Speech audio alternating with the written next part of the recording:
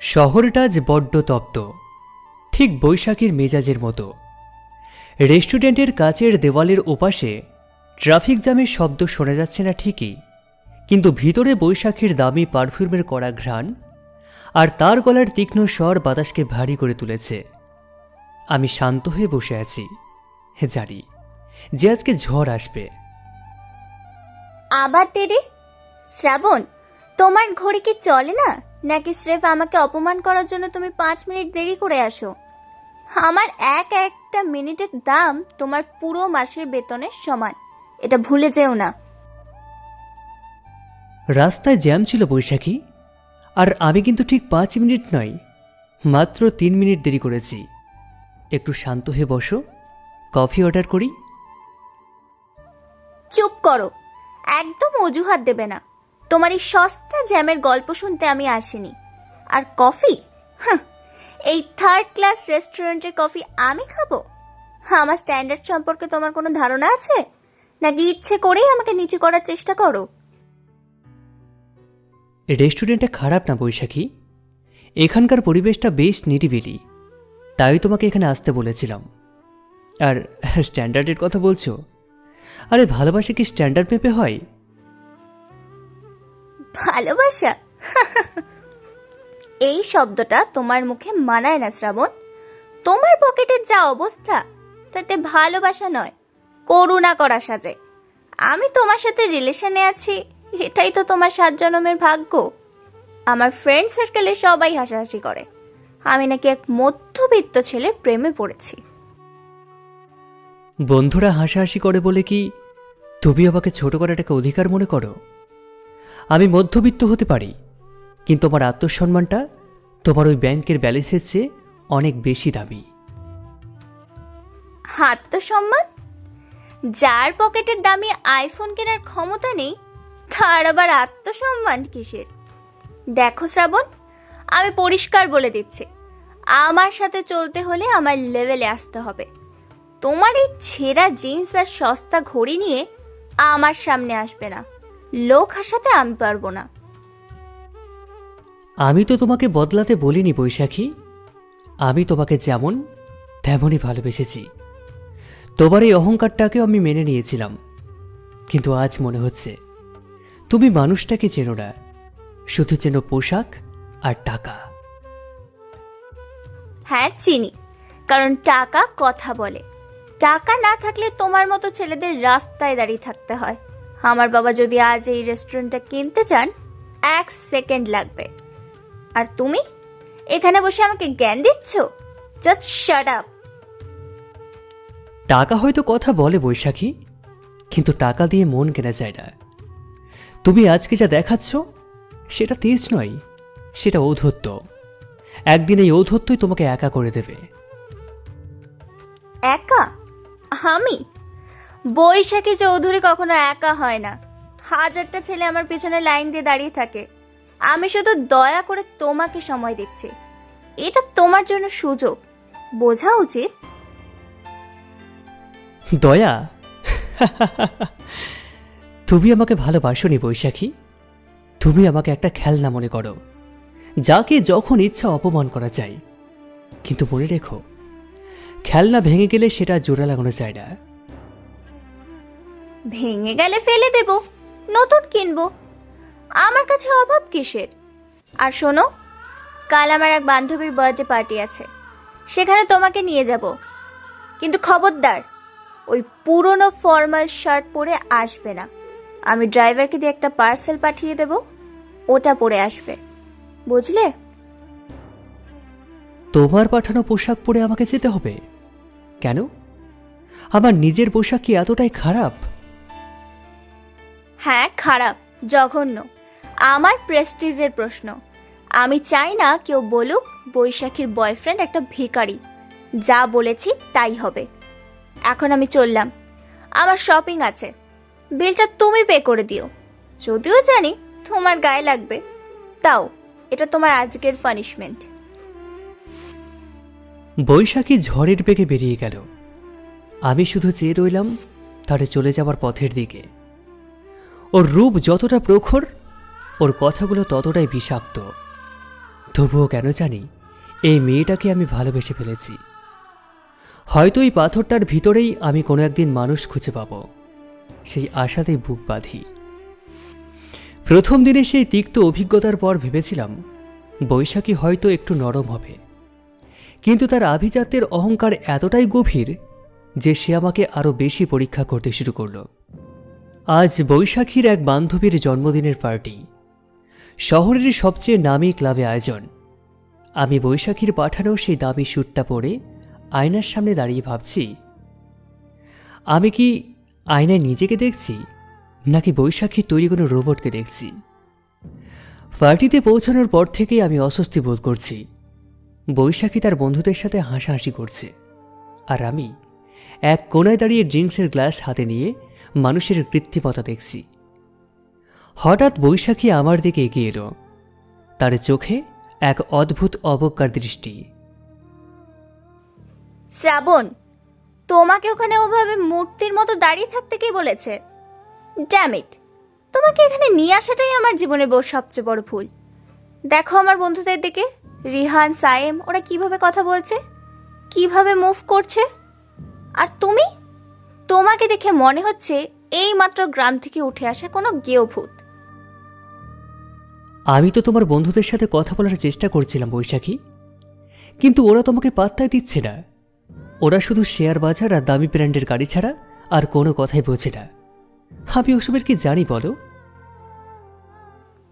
জানো না কেন? জানার চেষ্টা করো না কেন? তোমার এই সস্তা মধ্যবিত্ত মেন্টালিটি থেকে কবে বের হবে তুমি? রিহান যখন ওর নতুন মার্সিডিজের কথা বলছিল, তুমি তখন বোকার মতো ওর দিকে তাকিয়েছিলে। কেন বলতে পারলে না যে আমার বাবারও এর চেয়ে দামি গাড়ি আছে? কেন আমাকে ছোট করলে সবার সামনে? মিথ্যে আভিজাত্য দেখিয়ে কি লাভ বৈশাখী? তোমার বাবার গাড়ি আছে, সেটা তোমার ক্রেডিট, আমার নয়। আমি আমার সামর্থ্য অনুযায়ী চলি। আমি মনে করি একজন মানুষের ব্যক্তিত্ব তার গাড়িতে নয়, তার আচরণে প্রকাশ পায়। ব্যক্তিত্ব? হাহ, যার ব্যাংকে ব্যালেন্স নেই তার ব্যক্তিত্ব দিয়ে কি আমি চাটবো? এই যে স্যুটটা পরে আছো, এটার দাম কত জানো?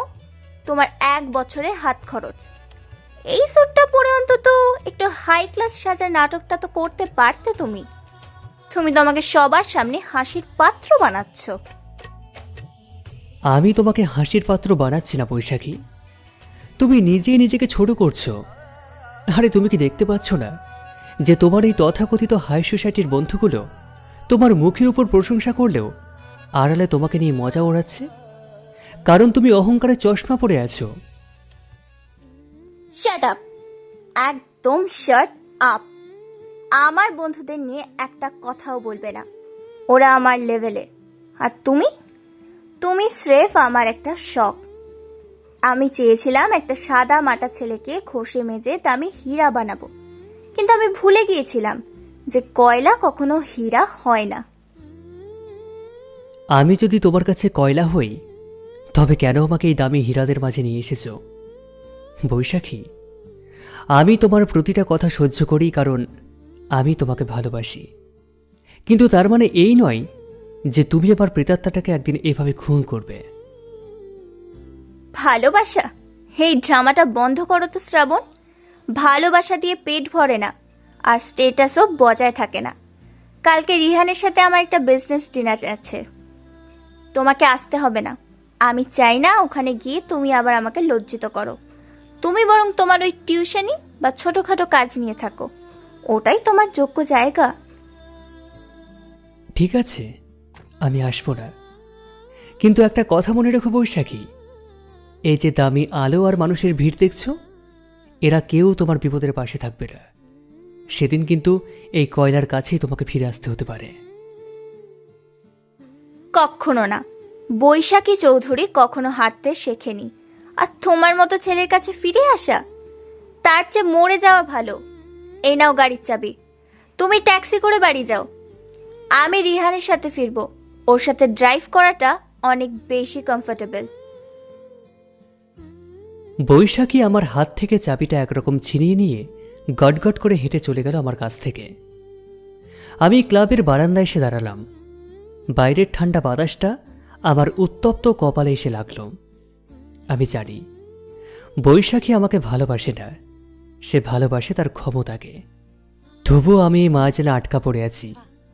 হয়তো আমি দেখতে চাই অহংকারের এই টাওয়ার কত উঁচুতে উঠলে তবে সেটা ধসে পড়ে। পার্টির সেই অপমানের পর বেশ কয়েকদিন কেটে গেছে। বৈশাখী আমার সাথে কোনো যোগাযোগ করেনি। আমি জানতাম সে তার ইগো নিয়ে বসে আছে, কিন্তু আজ হঠাৎ তার ফোন এলো। তার কণ্ঠস্বর আগের চেয়েও বেশি উদ্ধত। সে চাই আমি যেন এখনই তার বাবার অফিসে যাই। সেখানে নাকি কোনো এক গুরুত্বপূর্ণ আলোচনা আছে। আমি যখন পৌঁছালাম দেখলাম বৈশাখী তার বাবার বিশাল কেবিনে বসে আছে, আর তার সামনে বসে আছে রিহান, সেই ছেলেটি যাকে নিয়ে এসে পার্টিতে আমাকে ছোট করেছিল। ওহ, এসেছো? লেট করনি দেখে অবাক হলাম। ভেতরে আসো। রিহানকে তো চেনোই, রিহান আমাদের নতুন প্রজেক্টের পার্টনার হচ্ছে, আর ড্যাডি চেয়েছেন আমি যেন এই প্রজেক্টের সব কাজ হ্যান্ডেল করি। অভিনন্দন, কিন্তু আমাকে এখানে কেন ডেকেছ? আমি তো তোমাদের বিজনেসের কিছুই বুঝি না। তুমি বুঝবে এমন আশাও আমি করি না। তোমাকে ডেকেছি কারণ রিহান বলছিল ওর একজন পার্সোনাল অ্যাসিস্ট্যান্ট দরকার, যে খুব বিশ্বস্ত হবে। আমি ভাবলাম তোমার মতো বেকার ঘুরে বেড়ানো ছেলের একটা কাজ হবে, আর আমার চোখের সামনেও থাকবে। রিহানের আন্ডারে কাজ করা তোমার জন্য একটা বিশাল সুযোগ। তুমি কি রসিকতা করছো বৈশাখী? তুমি আমাকে তোমার ওই বন্ধুর অ্যাসিস্ট্যান্ট হিসেবে কাজ করতে বলছো, যে ছেলেটা মানুষকে মানুষই মনে করে না? রসিকতা কেন করব? তোমার যোগ্যতা কি শ্রাবণ? একটা সাধারণ ডিগ্রি আর মধ্যবিত্ত ব্যাকগ্রাউন্ড। রিহানের সাথে থাকলে অন্তত শিখতে পারবে কিভাবে বড় লোকদের সাথে কথা বলতে হয়, কিভাবে চলতে হয়। আর বেতন ও যা দেবে তা তোমার কল্পনার বাইরে। টাকাটাই কি সব বৈশাখী? তুমি আমার আত্মসম্মান নিয়ে খেলা করছো। আমি তোমার প্রেমিক নাকি তোমার কোনো গোলাম? তুমি রিহানের সামনে আমাকে এভাবে অফার দিতে পারলে? প্রেমিক? রিহান, শোনো ওর কথা, ও নাকি আমার প্রেমিক। দেখো শ্রাবণ, প্রেমের দোহাই দিয়ে অযোগ্যতা ঢাকা যায় না। আমি চাই আমার চারপাশের মানুষগুলো স্মার্ট হোক। তুমি রিহানের জুতো পালিশ করলেও হয়তো ওর থেকে কিছুটা ম্যানার শিখতে পারবে। এটা আমার রিকোয়েস্ট নয়, এটা আমার অর্ডার। যদি আমার সাথে রিলেশন রাখতে চাও তবে এই কাজটা তোমাকে নিতেই হবে। অর্ডার? ভালোবাসে কি কখনো অর্ডারে চলে? রিহান এখানে বসে মজা দেখছে, আর তুমি আমাকে অপমান করছো। রিহান, আপনি বোধহয় খুব উপভোগ করছেন। রিহান পাশ থেকে শব্দ করে হাসল। বৈশাখী থামল না। রিহানের দিকে আঙুল তুলবে না, ওর স্টেটাস তোমার ধরা ছোঁয়ার বাইরে। শোনো শ্রাবণ, কাল থেকে তুমি রিহানের অফিসে রিপোর্ট করবে। আমি তোমার কোনো না শুনতে চাই না। আর শোনো, ওই সস্তা বাইক নিয়ে অফিসে যাবে না। আমি রিহানকে বলেছি তোমাকে একটা পুরনো অফিস কার দিতে। যথেষ্ট হয়েছে বৈশাখী, অনেক সহ্য করেছি। তোমার টাকা থাকতে পারে, ক্ষমতা থাকতে পারে, কিন্তু আমার উপর হুকুম চালানোর কোনো অধিকার তোমার নেই। আমি তোমার দয়ায় বাঁচি না। তোমার এই অহংকার তোমাকে একদিন আস্থা করে ফেলবে। সেদিন এই রিহানই তোমার দিকে তাকিয়ে হাসবে। কথাটা তুমি মিলিয়ে নিও। Get out, just get out from my cabin. তোমার মতো নিচু মনের মানুষের সাথে কথা বলাই আমার ভুল। তুমি রিহানের পায়ের ধুলোর যোগ্যও না। বেরিয়ে যাও এক্ষুনি। আমি যাচ্ছি, তবে মনে রেখো বৈশাখী, কাঁচের দেওয়ালে ঘেরাই রাজপ্রাসাদ ভাঙতে কিন্তু খুব বেশি সময় লাগে না। যেদিন সব কিছু হারাবে সেদিন দেখবে তোমার পাশেই দামি মানুষগুলো আর নেই, শুধু এই শ্রাবণী থাকবে। কিন্তু সেদিন হয়তো আমি তোমাকে আর চিনতে চাইব না। আমি ঝড়ের বেগে ঘর থেকে বেরিয়ে এলাম। করিডোর দিয়ে হাঁটার সময় শুনতে পাচ্ছিলাম বৈশাখী আর রিহানের সম্মিলিত অট্টহাসি। আমার কানে সে হাসিটা তপ্ত সীসার মতো বিচ্ছিল। আমি জানি না কেন আমি এখনও ওর মায়ার টানে পড়ে আছি, কিন্তু আজ আমার মনের ভিতরে কিছু একটা চিরতরে ভেঙে গেল। এই অপমানটা শুধু আমার নয়, আমার ভালোবাসারও। আমার সেই সতর্কবাণী যে এত দ্রুত সত্যি হবে তা কেউ ভাবতে পারেনি। কয়েক সপ্তাহের মধ্যেই বৈশাখীর বাবার বিশাল ব্যবসায় ধস নামল। বড় ধরনের জালিয়াতির মামলায় তাদের সমস্ত ব্যাংক অ্যাকাউন্ট ফ্রিজ করে দেওয়া হলো। আজ বৈশাখী সেই রাজকীয় বাড়ির সামনে দাঁড়িয়ে আছি আমি। গেটের সামনে পুলিশের গাড়ি, আর ভিতর থেকে আসবাবপত্র বের করে আনা হচ্ছে। বৈশাখী বারান্দায় দাঁড়িয়ে আছে। তার পরনে দামি সিল্কের শাড়ি থাকলেও মুখটা ফ্যাকাশে। আমি ওর কাছে এগিয়ে গেলাম। ও আমাকে দেখেও না দেখার ভান করল, কিন্তু ওর চোখের কোণে জল চিকচিক করছে। এখানে কেন এসেছো? আমার এই অপমান দেখতে? লিসেন শ্রাবণ, আমাদের বাড়ি সিজ করা হচ্ছে মানে এই নয় যে আমি রাস্তায় নেমে গেছি। ড্যাডি সব ঠিক করে ফেলবে। তুমি এখনই এখান থেকে যাও। তোমার ওই করুণা মাখানো মুখটা আমি দেখতে চাই না। আমি করুণা করতে আসিনি বৈশাখী। আমি খবরটা ঠিক শুনতে পারলাম না। তোমার বাবা এখন কোথায়? আর রিহান, তোমার সেই বিজনেস পার্টনার রিহান কোথায়? ও তো এই বিপদে তোমার পাশে থাকার কথা। রিহান, ওর নাম আমার সামনে নেবে না। কাল রাত থেকে ওর ফোন বন্ধ। আজ সকালে ওর সেক্রেটারি জানালো রিহান নাকি আমাদের সাথে সব কন্ট্যাক্ট ক্যান্সেল করেছে। এমনকি আমাদের বিপদে পড়ার সুযোগ নিয়েও আমাদের কয়েকটা শেয়ার সস্তায় কিনেও নিয়েছে। He is a fraud. আমি তোমাকে ঠিক এটাই বোঝাতে চেয়েছিলাম বৈশাখী। যারা শুধু তোমার উজ্জ্বল দিন দেখে পাশে থাকে তারা অন্ধকারের প্রথম সংকেতে পালিয়ে যায়। এখন বুঝলে তো, স্টেটাস আর টাকা দিয়ে মানুষ চেনা যায় না। চুপ করো, একদম জ্ঞান দেবে না আমাকে। আজ আমার সব যাচ্ছে বলে তুমি বড় বড় কথা বলার সাহস পাচ্ছ। এই বাড়ি, এই গাড়ি সব আমার পরিচয় ছিল। এখন আমি কি নিয়ে বাঁচবো? লোকে আমার দিকে তাকিয়ে হাসবে। আমি বৈশাখী চৌধুরী। আমি কি এখন ফুটপাতে দাঁড়িয়ে বাসের জন্য অপেক্ষা করব? পরিচয় মানুষ নিজে তৈরি করে বৈশাখী, সম্পত্তি নয়। তোমার যা ছিল তা তোমার বাবার। তোমার নিজের বলতে শুধু এই অহংকারটাই ছিল, যা আজ তোমাকে আরো বেশি কষ্ট দিচ্ছে। চলো আমার সাথে। আমার এক বন্ধুর একটা ছোট্ট ফ্ল্যাট খালি আছে, আপাতত তোমরা সেখানে উঠতে পারো। তোমার বন্ধুর ছোট ফ্ল্যাট? তুমি কি পাগল হয়েছো? আমি কি একটা ঝুপড়িতে থাকবো? আমার রুমের বাথরুম তোমার ওই ফ্ল্যাটের চেয়ে বড় হবে। আমি মরে গেলেও তোমার ওই বস্তিতে যাব না। আমার এখনো অনেক দামি গয়না আছে, ওগুলো বিক্রি করলে আমি তোমার মতো 10টা ছেলেকে কিনে নিতে পারবো। গয়নাগুলো কি পুলিশ তোমাকে নিতে দিয়েছে বৈশাখী? একবার ভিতরে তাকিয়ে দেখো, ওরা সব কিছু লিস্ট করছে। তোমার হাতে থাকা ওই আংটিটা ছাড়া আর কিছুই হয়তো তোমার থাকবে না। বাস্তবতাকে মেনে নাও, ইগো দিয়ে পেট ভরে না। কেন এমন হলো শ্রাবণ? আমি তো কাউকে ক্ষতি করিনি। আমি শুধু চেয়েছিলাম সেরা হয়ে থাকতে। আজ আমার ফোন লিস্টে শত শত নাম, কিন্তু একটা মানুষকেও কল দিতে পারছি না। সবাই আমাকে এড়িয়ে চলছে। কারণ তুমি মানুষকে ভালোবাসোনি বৈশাখী। তুমি মানুষের পজিশনকে ভালোবেসেছ। তাই আজ পজিশন নেই বলে মানুষও নেই, কিন্তু আমি আছি। কারণ আমি তোমাকে ভালোবেসেছিলাম, তোমার ব্যাংক ব্যালেন্সকে নয়। আমি তোমাকে এত অপমান করেছি, সবার সামনে ছোট করেছি, তবুও তুমি কেন এলে? কেন আমাকে ফেলে চলে গেলে না রিহানের মতো? কারণ আমি শ্রাবণ, আমি বৈশাখী নই। আমার ভালোবাসায় কোনো শর্ত ছিল না।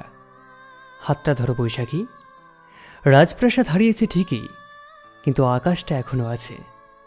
চলো, নতুন করে বাঁচতে শেখাই তোমাকে। হাত ধরবো না।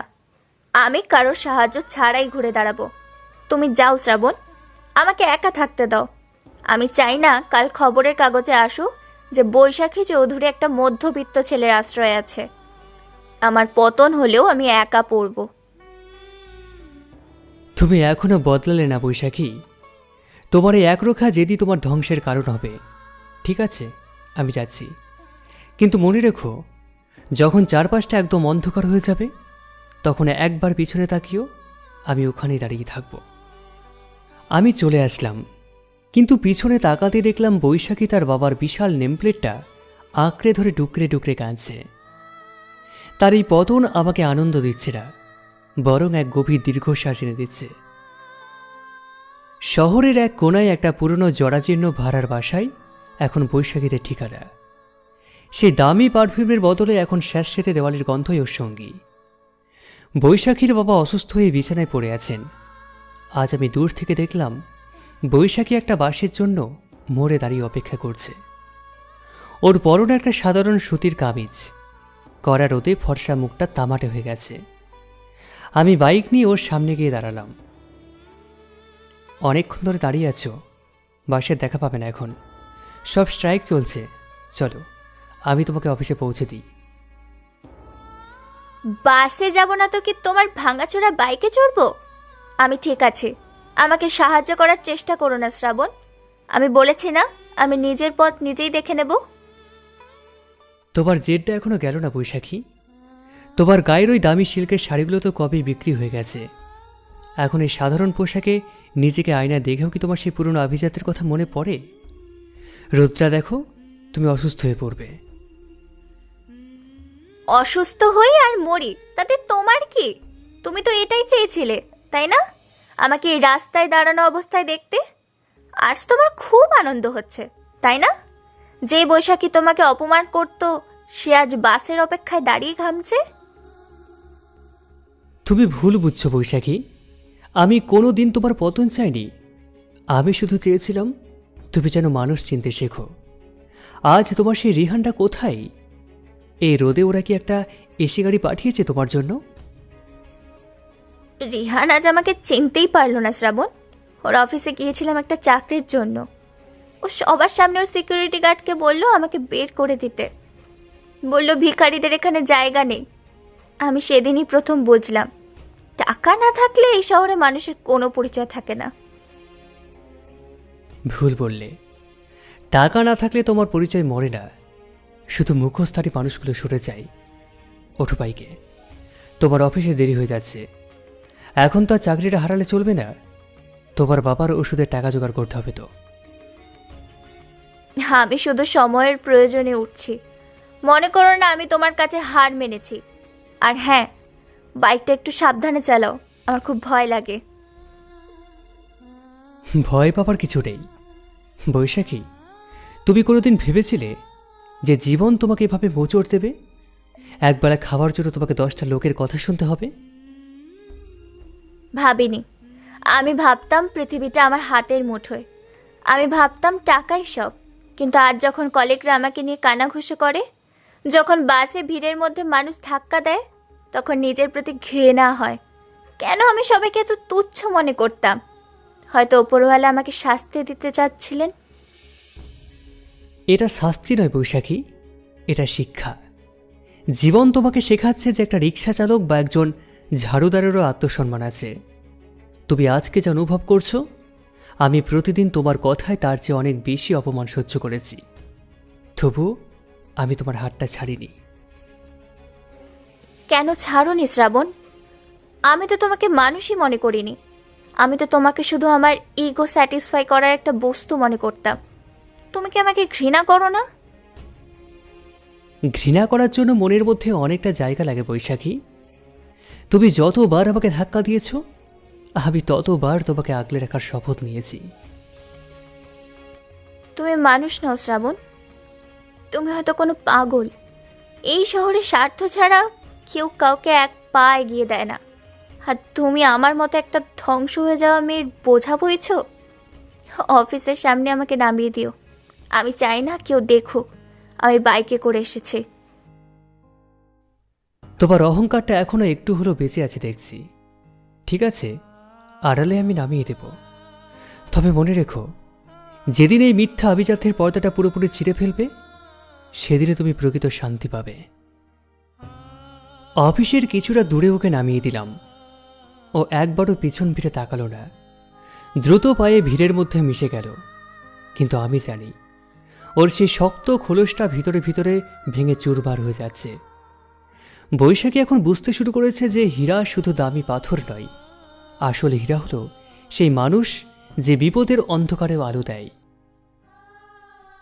শ্রাবণ আর বৈশাখীর জীবনের মোড় এখন এক শান্ত মোহনা এসে দাঁড়িয়েছে। বৈশাখী এখন আগের চেয়ে অনেক বেশি মিতভাষী, তবে তার সেই রাজকীয় মেজাজটা এখন ম্লান হয়ে এক গভীর বিষাদে রূপ নিয়েছে। আজ শ্রাবণের জন্মদিন। শ্রাবণ ভেবেছিল বৈশাখী হয়তো ভুলে গেছে, কারণ এখন তার দিন কাটে অভাব আর সংগ্রামের সাথে যুদ্ধ করে।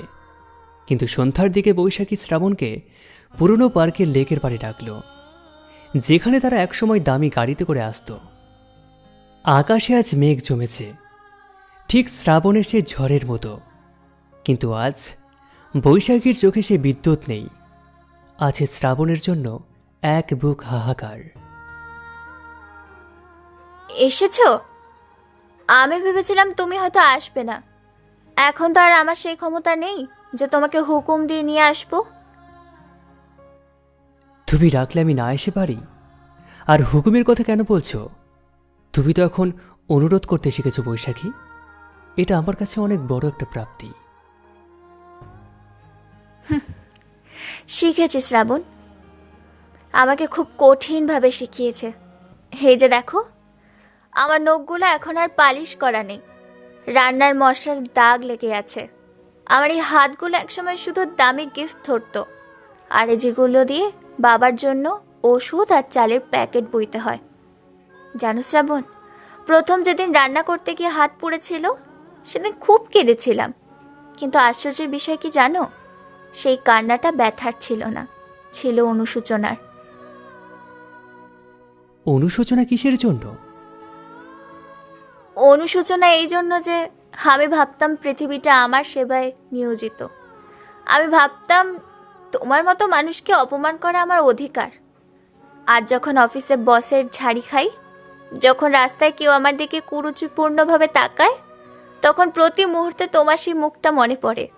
আমি তোমাকে কতটা কষ্ট দিয়েছি, আমি তা আজ হাড়ে হাড়ে টের পাচ্ছি শ্রাবণ। পুরনো কথা থাক না বৈশাখী, ওগুলো অতীত। তোমাকে এখন অনেক বেশি সুন্দর লাগছে জানো, কারণ এখন তোমার চোখে কৃত্রিম অহংকার নেই, এক টুকরো সততা আছে। না শ্রাবণ, পুরনো কথা ভুললে চলবে না। আজ তোমার জন্মদিন, আমার কাছে তোমাকে দেওয়ার মতো দামি কোনো ঘড়ি বা পারফিউম নেই। আমার এই মাসের স্যালারি থেকে অল্প কিছু বাঁচিয়ে তোমার জন্য এই কলমটা কিনেছি। জানি এটা তোমার সেই দামি ব্র্যান্ডের পছন্দের ধারে কাছেও না। এটা আমার কাছে পৃথিবীর শ্রেষ্ঠ উপহার বৈশাখী, কারণ এই কলমটা কিনতে তোমাকে রোদে পড়তে হয়েছে, বাসে ধাক্কা খেতে হয়েছে, এর মধ্যে তোমার পরিশ্রমের ঘাম লেগে আছে। এর চেয়ে দামি আর কি বা হতে পারে বলো? আমাকে ক্ষমা করে দাও শ্রাবণ, আমি খুব পাপিষ্টা। আমি তোমাকে এত ছোট করেছি, তোমার আত্মসম্মানে আঘাত করেছি। রিহানরা যখন আমাকে ডাস্টবিনের মতো ছুঁড়ে ফেলে দিল, তখন তুমি আমাকে টেনে তুলেছিলে। আমি কেন আগে বুঝতে পারিনি যে ভালোবাসা টাকার উপর দাঁড়ায় না, দাঁড়ায় বিশ্বাসের উপর। আস্তে করে বৈশাখীর মাথায় হাত রেখে বললাম, কিন্তু না বৈশাখী, আমি তো তোমাকে আগেই বলেছিলাম আমি সেই আসল বৈশাখীকে খুঁজে পেতে চাই। আজ আমি তাকে পেয়েছি। এই যে তুমি আজকে নিজের ভুল বুঝতে পেরেছ, এটাই আমার সবচেয়ে বড় জয়। শ্রাবণ, তুমি কি এখন আমাকে ভালোবাসো? আমার তো এখন কিছুই নেই। আমি এখন একটা ছোট ফ্ল্যাটে থাকি, সাধারণ জামা পরি। আমার বাবার চিকিৎসা আর সংসারের ভার আমার কাঁধে। আমি কি তোমার যোগ্য? যোগ্যতা কি শুধু সম্পত্তিতে হয়? তুমি আজকে যা অর্জন করেছ, এই নম্রতা, এই ধৈর্য, তা কোনো কোটিপতি কিনতে পারবে না। আমি তোমাকে তখনই ভালোবেসেছিলাম যখন তোমার কিছুই বোঝার ক্ষমতা ছিল না। আর আজ তুমি তো একটা পরিপূর্ণ এক নারী। আমি সারা জীবন তোমার এই হাতটা ধরে থাকতে চাই। আমি আর কখনো তোমাকে ছোট করব না শ্রাবণ। আমি আর কখনো তোমার দারিদ্র্য নিয়ে কথা বলবো না, কারণ আমি বুঝেছি দরিদ্র সেই যার মন ছোট, যার পকেটে টাকা আছে কিন্তু হৃদয়ে মায়া নেই। তুমি এই শহরের সবচেয়ে ধনী মানুষ শ্রাবণ, কারণ তোমার হৃদয়টা পাহাড়ের মতো বিশাল। চলো তাহলে, বৃষ্টির আমেজ আসছে। আজ আমরা কোনো দামি রেস্টুরেন্টে যাব না, রাস্তার ধারে সেই টঙের দোকানে দুজনে 1 কাপ চা ভাগ করে খাবো। আজ থেকে আমাদের এক নতুন জীবন শুরু হোক। হ্যাঁ শ্রাবণ, চলো। আজ থেকে আমি আর অহংকারী বৈশাখী নই, আজ থেকে আমি শুধু তোমার বৈশাখী। লেকের পাড়ে বৃষ্টি নামলো। শ্রাবণ আর বৈশাখী পাশাপাশি হাঁটছে। বৈশাখীর হাতে সেই দামি আংটিটা নেই, কিন্তু তার মুখে যে হাসিটা আছে তা পৃথিবীর সমস্ত হীরা জহরতকে হার মানায়। অহংকারে তপ্ত রোদ শেষ হয়ে শ্রাবণের শীতল ধারায় আজকে সবকিছু মালিন্য হয়ে ধুয়ে মুছে পরিষ্কার হয়ে গেল।